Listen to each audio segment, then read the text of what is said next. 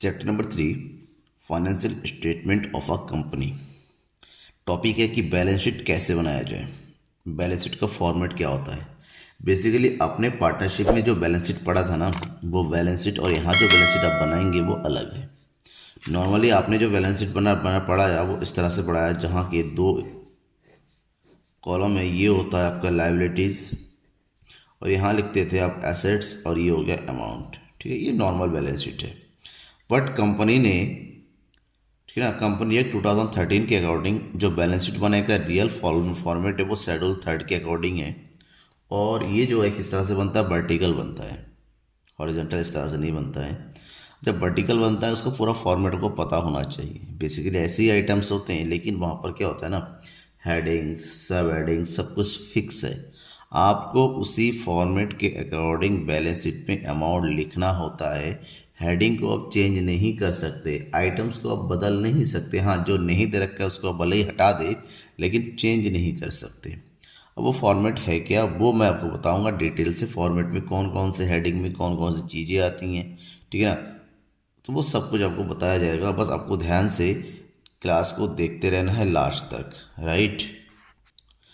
Then अब आपके सामने जो है ये एनसीईआरटी बुक है मेरे पास, पेज नंबर 143 में ये फॉर्मेट गिवन है।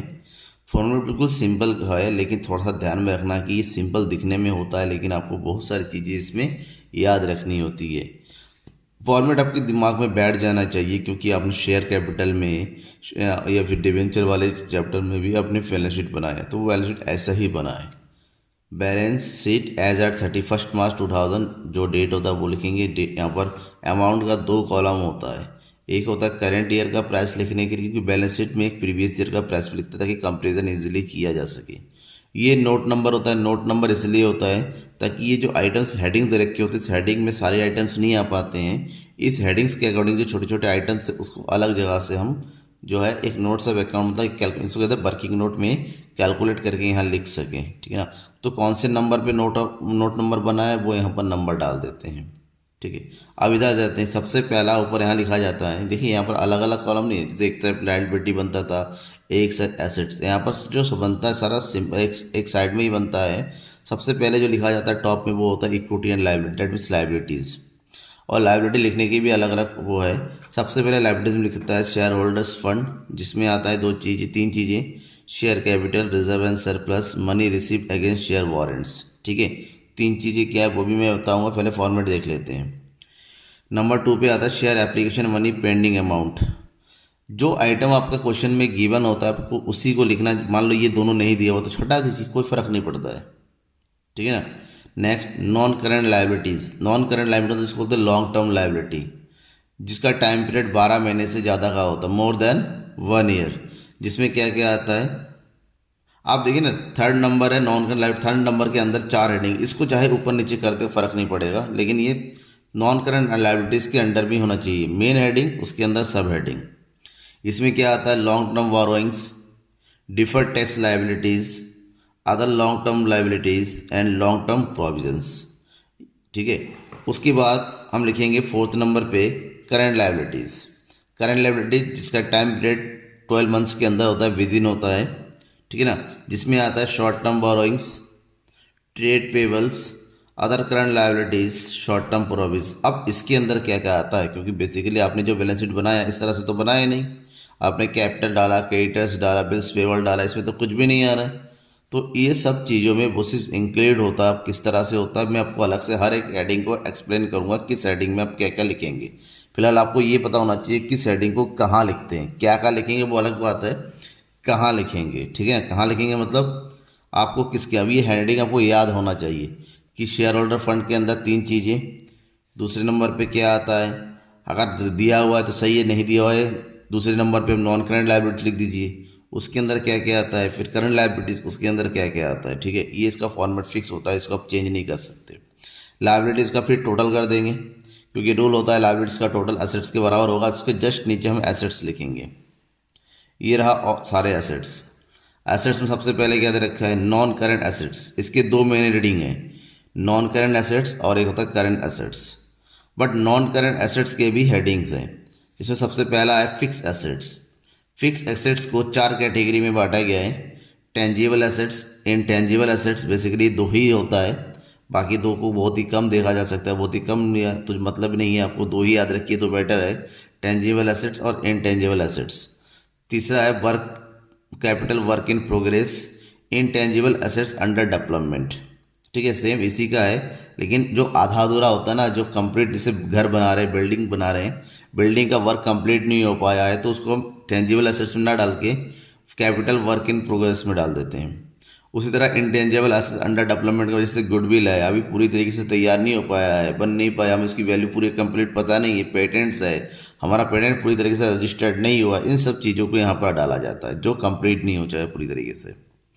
फिक्स एसेट्स के बाद दूसरा जो कॉलम हेडिंग बनता है वो है non current investment. Non current investment ऐसे इन्वेस्टमेंट जिनका टाइम पीरियड 12 महीने से ज़्यादा का होता है। Deferred tax assets, long term loans and advance, मतलब लोन एडवांस मतलब ये नहीं मत समझिए कि आप ले रहे हैं, ऐसे लोन और ऐसे एडवांस जो आप किसी को दे रहे हैं, अगर आप उसको लेते हैं तो वो लाइबिलिटीज़ होता है, अगर आप दे रहे हैं तो वो एसेट्स होता है। ये लोन और एडवांस का मतलब आप किसी को दे रहे हैं loan. Other non current asset जो इन चारों के ऊपर नहीं आता है, जो भी इन चारों हेडिंग से बच जाता है, नहीं आ पाता है, उसको हम अदर नॉन करेंट एसेट्स में डालते हैं। फिक्स एसेट्स होने के बाद यहाँ पर आता है करंट एसेट्स। करंट एसेट्स में आ गया करंट इन्वेस्टमेंट, जो 12 महीने से कम का टाइम पीरियड होता है, 12 महीने के अंदर अंदर उसको लौटाना होता है, वापस ले लेना होता है। इन्वेंट्रीज मतलब स्टॉक के अंदर जो भी चीज़ें हैं, अब इसके अंदर क्या क्या चीज़ें आती है वो मैं एक्सप्लेन करूँगा। Trade receivable, cash and cash equivalents, short term loans and advances और अदर करंट एसेट्स, जो ऊपर के इन पांचों पे रह जाता है वो अदर करंट एसेट्स में हम डाल देते हैं। राइट, ये तो इसका फॉर्मेट हुआ। आपको ये फॉर्मेट ध्यान में रखना है कि किस तरह से लिखना होता है और किस हेडिंग के बाद कौन कौन सी हेडिंग आती है। बेटा ये चीज़ ना अपने दिमाग में बैठाना होगा, रटना होगा। अब देखिए क्वेश्चन में सारी हेडिंग्स आएंगी ऐसे ज़रूरी नहीं है। बेसिकली यहाँ पर work in progress, intangible assets under development ये नहीं रहता है, डिफर्ड टैक्स एसेट नहीं रहता है, ठीक है ना। तो short term loans and advances बहुत कम आता है, ऊपर भी डिफर्ड टैक्स लाइबिलिटीज नहीं आता है, long term liability, other long term liability से बहुत ही कम मिलता है। तो कुछ चीज़ें ऐसी होती हैं जो क्वेश्चन में नहीं दिया होता है, तो आपको उसको लिखना भी नहीं होता है। तो ये फॉर्मेट आपको पता होना चाहिए पूरी अच्छे से। अब एक एक करके मैं आपको एक्सप्लेन करूँगा किसके अंदर क्या आता है। जैसे सबसे पहले बात करते हैं शेयर कैपिटल, ठीक है, share holders fund. Share holders fund मतलब शेयर कैपिटल। शेयर कैपिटल में क्या आता है वो समझिए। शेयर कैपिटल का मतलब जो कंपनी के ओनर का अमाउंट होता है, जो पैसे होते हैं, जैसे शेयर्स के पैसे होते हैं, वो सारा अमाउंट यहाँ आता है। शेयर से रिलेटेड जो भी अमाउंट होता है, शेयर कैपिटल से रिलेटेड जो भी अमाउंट होता है, जो कंपनी ने पब्लिक से उठाए हैं, ये ओनर का पैसा होता है, ठीक है ना, वो सब कुछ यहाँ पर एंट्री करते हैं। और इसके लिए अब एक कैलकुलेशन कैसे करते हैं देखिए। जैसे ये है शेयर कैपिटल में अमाउंट कैसे लिखेंगे। अमाउंट लिखने के लिए हमें एक नोट्स ऑफ अकाउंट बनाना पड़ता है इस तरह से, जहाँ पर अथोराइज्ड कैपिटल कितना होता है, अंडरलाइन किसकी एंट्री नहीं होगी, इशूड कैपिटल कितना इशू किया, सब्सक्राइब कैपिटल एक्चुअली में पब्लिक से हमारे पास कितना अमाउंट आ रहा है, और इसमें कितना पूरा आया कितना अधूरा आया, मतलब कुछ पैसे हो सकता है कभी ना आए, जिसको पॉलिसी ने एरियर बोलते हैं, उसको माइनस करने का जो अमाउंट बनता है। कभी कभी शेयर फॉरफीचर करने के बाद भी कुछ बैलेंस बचा रहता है, वो फॉरफीचर अमाउंट ऐड कर देते हैं। टोटल अमाउंट जो भी आएगा उस अमाउंट को, जो यहाँ अमाउंट आता है उस अमाउंट को उठा के हम शेयर कैपिटल में लिखते हैं यहाँ पर, ठीक है ना। यानी कि हमारा फर्स्ट वाला शेयर कैपिटल यहाँ लिख देंगे। अब शेयर कैपिटल कंप्लीट होने के बाद हमारा दूसरा क्या है, reserve and surplus. Reserve and surplus का मतलब होता है कंपनी के पास जो भी रिजर्व्स है, किसी भी तरीके का रिजर्व है या प्रॉफिट है या लॉस है, लॉस को माइनस करके हम यहाँ पर एंट्री करते हैं। अब रिजर्व एंड सरप्लस में कौन कौन सी चीज़ें आती है वो ध्यान में रखिएगा। रिजर्व एंड सरप्लस में आने वाली चीज़ें हैं, इसके अंडर में अलग से हमें ऐड करना पड़ता है नोट्स ऑफ अकाउंट में। ये सब नोट्स ऑफ अकाउंट की बात बता रहा हूँ मैं, ठीक है। इसके अंदर जो एंट्री करेंगे capital reserve, capital reduction reserve आपको याद करके रखना है, security premium reserve, debenture reduction reserve, revaluation reserve, share option outstanding account. Share option outstanding account का मतलब होता है शेयर, जैसे मार्केट में 100 रुपये का शेयर इशू किया, बाद में 100 रुपये का शेयर कन्वर्ट होकर 150 रुपये बदल गया, 50 रुपीज़ का जो प्रॉफिट हुआ इसको बोलते हैं शेयर ऑप्शन आउटस्टैंडिंग अकाउंट, ठीक है। जनरल रिजर्व जो नॉर्मल रिजर्व बनाते हैं, ठीक है। सरप्लस, सरप्लस मतलब जो प्रॉफिट एंड लॉस अकाउंट बनाते हैं या प्रोविजन अकाउंट क्या होते हैं, वहाँ का जो प्रॉफिट होता है वो प्रॉफिट इसमें आ जाता है, राइट। तो रिजर्व एंड सरप्लस के अंदर इतनी सारी चीज़ें आती हैं। ये अगर अलग अलग दे रखे है तो उसको ऐड करके फिर आप रिजर्व एंड सरप्लस के आगे अमाउंट लिख देंगे, राइट। सेकेंड नंबर पे share application money pending allotment. आप देखिए क्या होता है, कुछ शेयर पब्लिक की कंपनी के थ्रू इशू किया जाता है पब्लिक के बीच में या अपने कुछ विश्वास दोस्तों के बीच में, उनसे पूरे पैसे नहीं मंगाए जाते हैं, वो पेंडिंग में होता है, बाद में ज़रूरत पड़ने पर उसको स्पेसिफिक तरीके से मंगाया जाता है।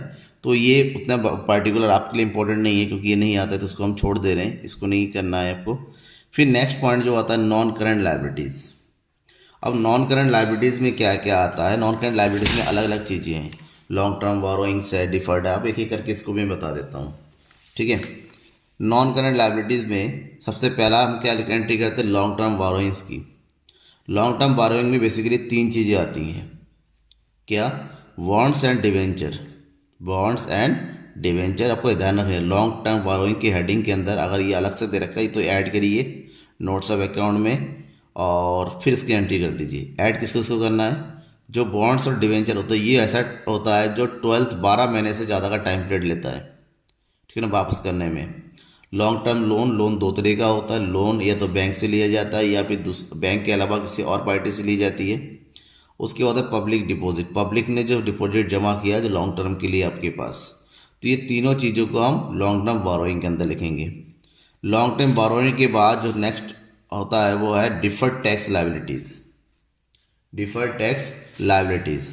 अब डिफर्ड टैक्स लायबिलिटी क्या होता है, एक्चुअली में देखिए हर एक कंपनी को अपने प्रॉफिट के ऊपर टैक्स पेमेंट करना पड़ता है, ठीक है, टैक्स पेमेंट करना पड़ता है। इसका मतलब ये जब वो टैक्स पेमेंट करते हैं तो उसके लिए कुछ कैलकुलेशन करते हैं। ऐसे में डिफर्ड टैक्स क्या होता है, the difference between tax on accounting income and taxable income is called deferred tax.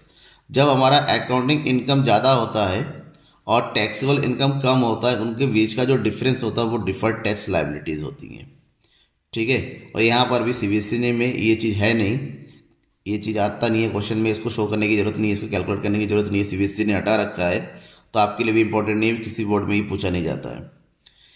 Deferred tax liabilities के बाद थर्ड नंबर पे आता है other long term liabilities.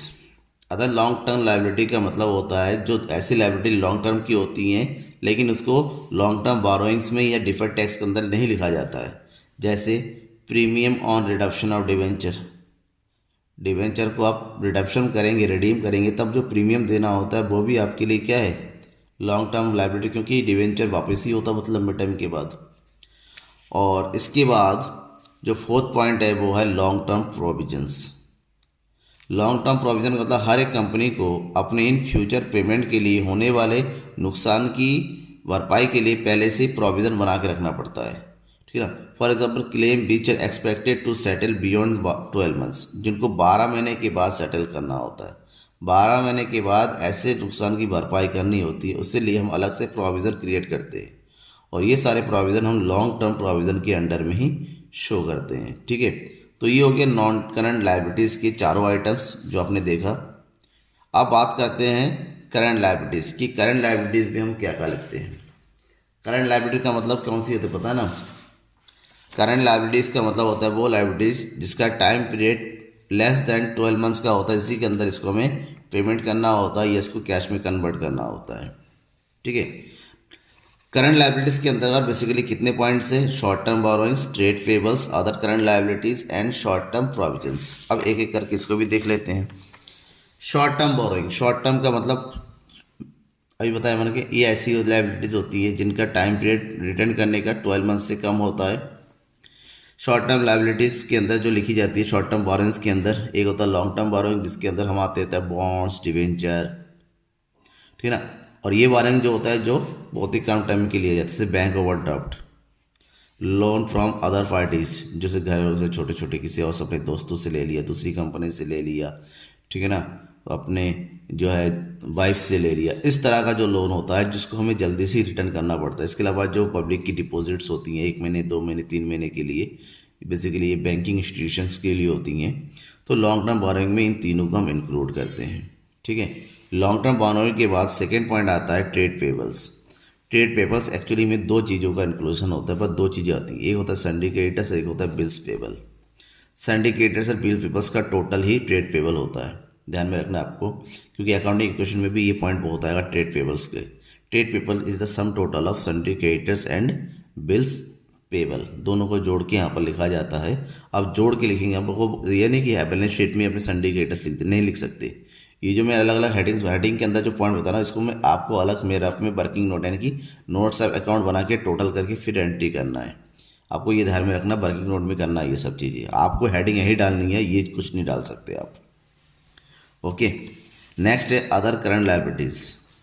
Other current liabilities में क्या क्या आता है, जो दूसरी लायबिलिटीज़ है, जैसे करंट मैच्योरिटीज़ ऑफ लॉन्ग टर्म डेप्ट। जैसे जो लॉन्ग टर्म डेप्ट क्या हुआ कि जो बहुत जैसे डिबेंचर हो गया, मैच्योर हो गया, अब हमें उसको वापस करना है, मान लो इसी साल वापस करना है 12 महीने के अंदर अंदर, तो उसको हम एंट्री करेंगे यहाँ पर, क्योंकि अब हमें उसको वापस करना है, उसके लिए पैसे का इंतजाम करना होगा। इनकम रिसीव्ड इन एडवांस, कोई भी इनकम अगर आपको एडवांस में रिसीव होता है वो अदर करंट, जैसे एडवांस कमीशन रिसीव्ड, ठीक है, एडवांस सब्सक्रिप्शन, तो ये सब इनकम जो होती है एडवांस में मिलती है, क्योंकि इसको अगले साल ट्रांसफ़र करना होता है इनकम अकाउंट में, तो इस साल के लिए हम अदर करंट लायबिलिटीज़ में रखते हैं। अनपेड डिविडेंड, ऐसे डिविडेंड जो अभी तक पेमेंट नहीं किया है, पेमेंट तो करना होगा ना। अनपेड मैच्योर डिपॉजिट, ऐसे डिपॉजिट जो अभी भी मैच्योर तो हो चुका है, देने लायक हो गया, लेकिन अभी तक वापस नहीं किया है। या फिर दूसरे पेबल्स जिसमें आउटस्टैंडिंग एक्सपेंसेस आता है, कॉल्स इन एडवांस आता है, ठीक है ना। आउटस्टैंडिंग एक्सपेंसेस जो भी होता है वो हमेशा लायबिलिटीज़ की साइड में लिखा, आपने पार्टनरशिप वाले चैप्टर में पढ़ लिखा भी होगा। तो ये सारी चीज़ें आपको ध्यान में रखना है कि अदर करंट लायबिलिटीज़ में आती हैं।